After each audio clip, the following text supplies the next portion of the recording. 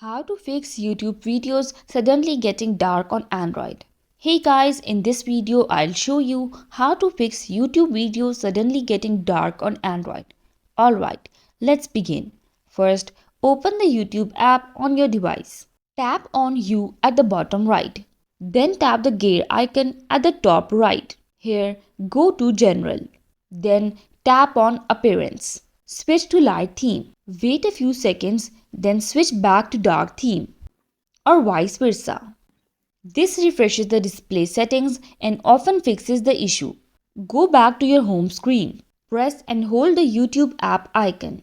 Here, tap on App Info. Tap on Storage Usage and then tap on Clear Cache. Open YouTube again and check if the brightness issue is fixed.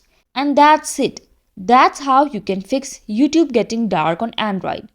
If this video helped you, don't forget to like, subscribe and comment below for more helpful guides.